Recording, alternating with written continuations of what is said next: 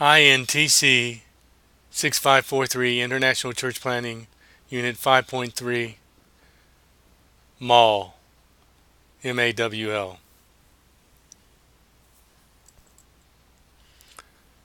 You've heard this training cycle in the previous lecture on the church planning process, and we will talk a little bit more about it now, and we'll talk a little bit more about it later. But MAWL, MAWL, model, assist, watch, and leave. And what exactly are we doing at each step of the MAWL process? Well, I just want to picture yourself in the setting of a small group, and what does MAWL look like in that context? And so as we think about that, that will give you an idea of how to actually implement this model, assist, watch, and leave training cycle. Model. This is basically demonstrating each part or each step of the meeting process consistently and simply. You have to model how to manage the people in the group, keeping those who are extroverted from taking over and encouraging the silent ones to participate, and develop techniques to do this to help get everyone to participate. Sometimes you may have to give simple answers to your own questions to get things started, to get things used to becoming more participatory. But you want to ensure that the purpose of the group is kept intact, that everything you do, that you keep in front of them why they exist as a group, as a small group church or a small discipleship group, and you address this in the first part of that meeting every time.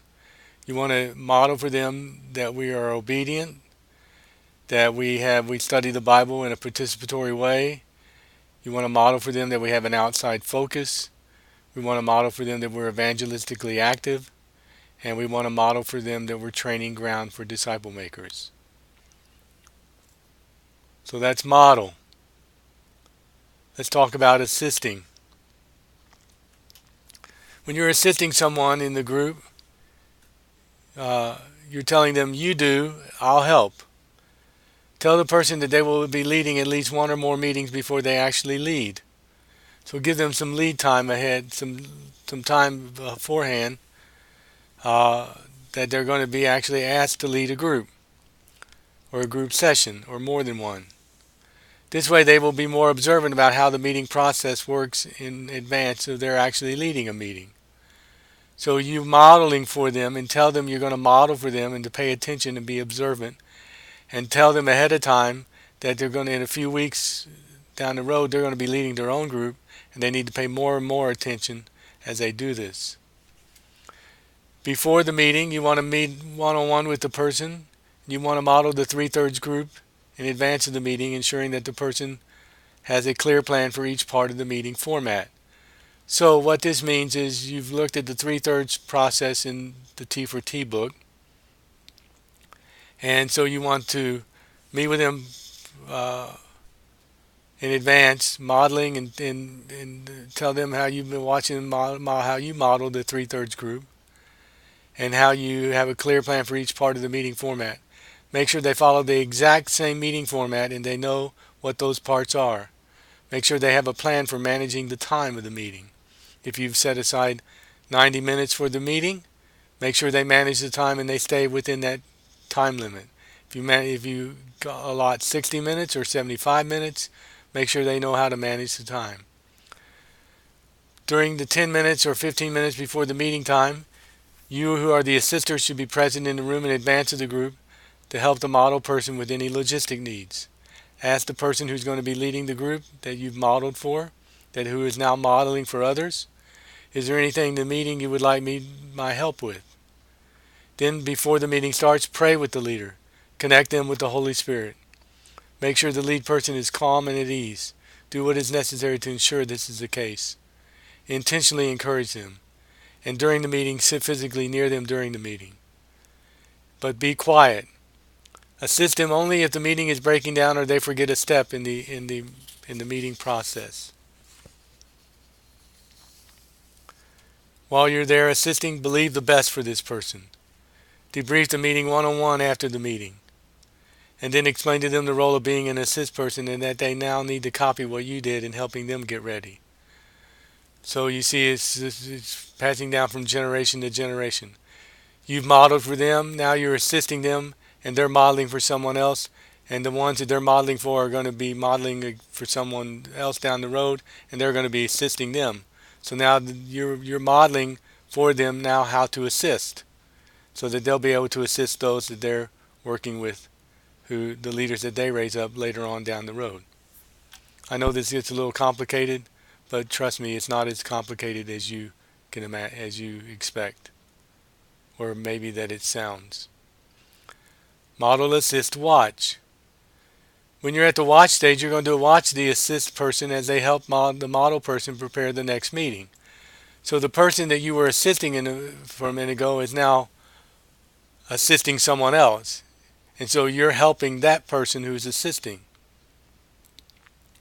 as they help their person who's modeling. But caution that you don't take over the assist person, or that you don't take over the leader of the group. You are serving a quality control function to the overall process at this point, ensuring role changes are clear, ensuring that the downstream person modeling is receiving good instruction and help from the person who's assisting them. Be quiet during the meeting about how the meeting is being led. Avoid intervening during the meeting if you're in the watch stage. Wait until after to debrief with the person who's modeling and the person who's assisting them. But at the same time, be a good participant. Basically, be a model participant. Pray. Be present in the room 10 minutes before the meeting. Ask the assist person, how can I assist you today? Plan absences from the meeting at this stage as well. You may attend maybe 50, 65, 75% of the meetings. You need to be in prayer during the meeting, watching carefully the overall process of the meeting, that it is followed. The purpose and ethos of the group is being transmitted downstream. Be discerning yet quiet overseer to the group. Ask yourself, what is the Lord saying to us that my downstream person modeling and assisting need to know and need to hear about? Bring these insights up with them off-site from the group when you meet with them separately. So we're modeling, we're assisting, and we're watching, and now we're leaving. Warn the assist and modeling persons that you will be leaving altogether in advance of your actually leaving. Not 6 months in advance, but 2 or 3 weeks in advance. Be physically absent from all the meetings at this point. Be in prayer for the meetings in your downstream that are going on. The meeting that the person that you model for, the person, the leader you were developing, who's leading a group, who's in the leaders on down the line. You need to be in prayer for each meeting that's taking place. You need to meet off-site separately with the watch and assist people to receive a report of what they are discerning. Debrief and offer some insights as needed.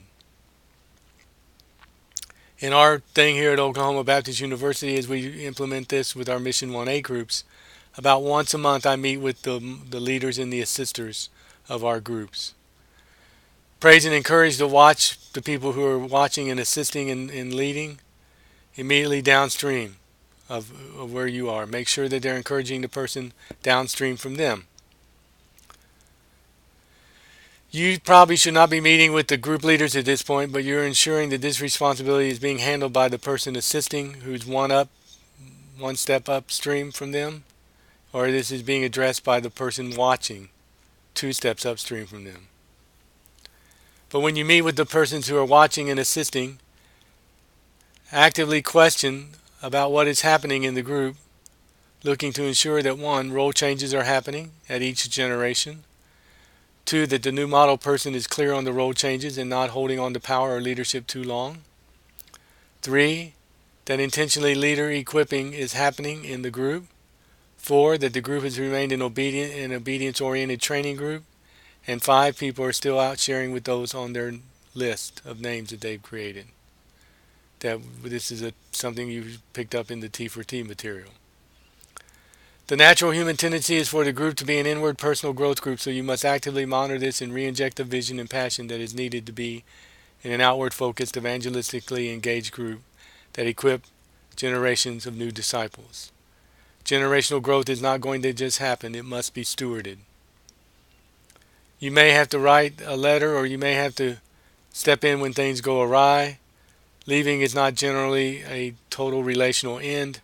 However, you should be basically too busy launching new streams and new groups to stay on in these groups long term. So just remember our training cycle: model, assist, watch, and leave. Remember: model, assist, watch, and leave.